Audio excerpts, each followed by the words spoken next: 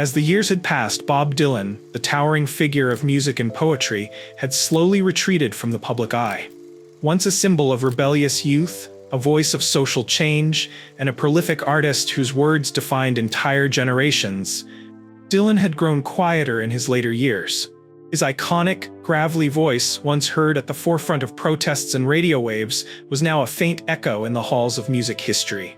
Yet, even in the twilight of his life, the legend remained a figure of intrigue. A man whose mind and heart had borne witness to so much, whose songs had woven themselves into the fabric of human experience. In the stillness of his final days, as the world around him continued to turn, Dylan's thoughts were perhaps turning inward, reflecting on a life that had been as extraordinary as it was tumultuous. Family and close friends gathered by his side, the dim light of the room casting long shadows across the faces of those who loved him. The air was heavy with the weight of approaching goodbyes, and the sense that time, which had seemed so elusive to Dylan in life, was now running out. Then, in a moment that seemed to stop the very air in its tracks, Bob Dylan, his voice barely a whisper, spoke words that would send shockwaves through the world. "She's the devil." His eyes, clouded with the ravages of time, seemed distant, as if lost in some private storm. For those who had gathered around him, the sudden, chilling nature of his words was a jolt. A stark departure from the reflective, poetic final thoughts they had anticipated. The she he referred to was Joni Mitchell. Once an artistic peer, a kindred spirit in the world of music, Mitchell had been a woman with whom Dylan shared an intellectual and creative connection. Their shared history was rich, their relationship marked by admiration, collaboration, and perhaps even unspoken affection. But in the twilight of Dylan's life, this declaration, blunt and cold, raised more questions than it answered. How had their bond soured to such an extent? What had happened to turn their once harmonious relationship into something that Dylan would describe with such venom? What was it that had driven the man who had so often written songs about love, longing, and life's great mysteries to utter such a shocking final judgment? To understand the weight of Dylan's statement, one must first look back at the trajectory of his relationship with Mitchell. Bob Dylan, born Robert Zimmerman in 1941, had spent his early years in the shadow of American folk music. His rise from the gritty streets of New York's Greenwich Village to international stardom was marked by a string of albums that challenged the social and political status quo. From his folk ballads to the electric revolution of Highway 61 Revisited, Dylan's career was defined by artistic risk-taking and an unwavering commitment to his craft. Joni Mitchell, born just 2 years after Dylan in 1943 in Alberta, Canada, was also an artist of extraordinary vision. She had arrived on the scene with a unique blend of folk, jazz, and poetic lyricism, earning a reputation as one of the most innovative and introspective songwriters of her generation. Albums like Blue and Hejira solidified her place as one of the most influential voices of the 20th century. And like Dylan, her work would become a reflection of her own tumultuous inner world. The two met in the 1960s, their paths crossing in the crowded, vibrant folk music scene of the time. Both were young, brilliant, and brimming with artistic ambition. Their relationship, while never romantic, was one of deep admiration. Mitchell often spoke about how Dylan's influence loomed large over her early work, while Dylan admired Mitchell's talent and insight. In interviews, he had called her one of the great poets of our time. But as time wore on, things began to shift. Their careers diverged. Mitchell's more introspective folk jazz style contrasted with Dylan's ever-evolving sound. Both had their successes, but the world they inhabited, the music business, the shifting tides of cultural and political movements, began to change them. What had once been a symbiotic relationship, a meeting of creative minds, soon became something far more complicated. Dylan and Mitchell's relationship, like so many in the music industry, was marked by both personal and professional complexities. Dylan, notorious for his elusive, private nature, was always a man of contradictions. He could be both fiercely independent and deeply reliant on those around him. He was never one to speak openly about his emotions or personal struggles, preferring to channel them through his songs rather than through interviews or conversations. Mitchell, on the other hand, was a woman who wore her heart on her sleeve. Known for her vulnerability and the depth of emotion in her music, Mitchell had a tendency to speak her mind, sometimes bluntly, sometimes poetically. Her relationships were often at the forefront of her songwriting, and her marriages, each of which was fraught with turmoil, had a profound impact on her creative output. Dylan and Mitchell shared a deep intellectual bond in their younger years, yet their personal lives were far from simple. Mitchell's tumultuous marriage to bassist Larry Klein, coupled with her struggles with mental health, painted a portrait of a woman in constant emotional turmoil.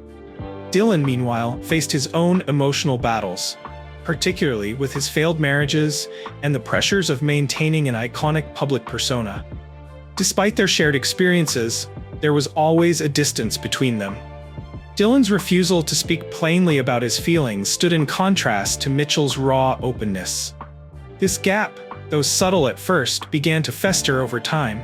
Their personal lives, intertwined with their music, became more fraught as their success grew. In the background of Mitchell's emotionally charged lyrics, Dylan's cryptic and detached public image continued to overshadow their interactions. By the time Dylan made his shocking declaration about Mitchell on his deathbed, it was clear that their once strong bond had become a thing of the past. The rawness of his words, spoken in the final moments of his life, suggested a rift far deeper than anyone had ever anticipated. Dylan's career, which spanned decades, was no stranger to controversy. He was a figure who continually reinvented himself, whether it was his transition from folk to electric rock music, his brief dabbling in gospel, or his more recent ventures into country and blues. Each transformation was met with a combination of praise and skepticism, but Dylan never shied away from criticism. In fact, it seemed to fuel him. He had always thrived in the shadows of controversy, using the skepticism of the public to sharpen his craft and push the boundaries of music. Mitchell, too, faced her own controversies. Her experimentation with jazz and complex compositions alienated some of her early fans, and her highly personal lyrics were sometimes seen as too vulnerable or inaccessible. In her later years, Mitchell withdrew from the public eye, retreating to her art as a way of processing the pain of personal loss and the toll that fame had taken on her. But while Dylan's controversies were often linked to his public persona and his relentless pursuit of artistic reinvention, Mitchell's challenges were often deeply internal. And it was in this internal world that their paths began to diverge. For Dylan, Mitchell's openness and emotional vulnerability began to feel like a betrayal of the poetic distance he so valued in his own work. Perhaps this was the root of the bitterness that would later surface on his deathbed. Mitchell's unfiltered emotion, her willingness to share the rawest parts of herself, contrasted sharply with Dylan's guarded, cryptic nature. And so Dylan's disillusionment with Mitchell grew. In his final days, it became clear that he had grown weary not just of the world around him, but of the people who had once meant so much to him. His words about Joni Mitchell were not just a condemnation of her music, but an attack on the very essence of who she was. The emotional openness, the vulnerability that he had once admired, but which, in the end, seemed to have become a source of his deepest discontent. The final moments of a person's life often reveal the truest nature of their feelings. For Dylan, surrounded by family and loved ones, it was clear that he had not reconciled with everything in his life, particularly his relationships. His children, including Jacob and Jesse Dylan, were at his bedside, perhaps not fully understanding the depths of their father's inner turmoil. His wife, like many of the women in his life, had often been kept at arm's length. Dylan was not a man to offer open emotional connection, but it was the legacy of his music, his words, that had always spoken louder than anything else. Dylan's final moments, filled with bitter words about Joni Mitchell, spoke to the complexity of his personal life, a life defined by contradictions. He had loved deeply, created tirelessly, but the emotional distance he maintained from the world, even in his final days, left him isolated. Mitchell, too, had her own family dynamics. Her daughter, Kelder Gibb, whom she had given up for adoption, remained a point of contention and grief in her life. Mitchell's legacy, too, was marred by emotional complexity, but in a different way. She had always been more open about her vulnerabilities and her relationships, and it was this openness that Dylan had ultimately rejected. In their final years, the two musical legends seemed worlds apart. Mitchell continued to create, embracing her own form of vulnerability, while Dylan, in his last breath, recoiled from everything she represented. Despite the bitterness that marked their final exchange, Bob Dylan's influence on the world of music remains unquestionable. His words, his poetic lyricism, his revolutionary approach to songwriting continue to inspire artists today. From Bruce Springsteen to Marcus Mumford, the echoes of Dylan's genius still resonate. Joni Mitchell's legacy, too, remains indelible. Her work, marked by its vulnerability, complexity, and innovation, continues to inspire generations of musicians.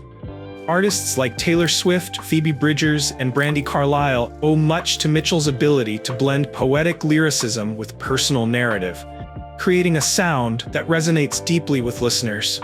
While Dylan's last words about Mitchell may have been filled with anger and regret, it does not erase the profound impact she had on his life and work. Their relationship, complicated as it was a testament to the deep and often painful bond between two of the greatest artists of their time. And even in death, Dylan's words about Mitchell will continue to fuel conversation about the nature of artistic genius, the complexities of relationships, and the way we reconcile admiration with personal disillusionment. Today, Bob Dylan and Joni Mitchell's influence continues to shape the world of music.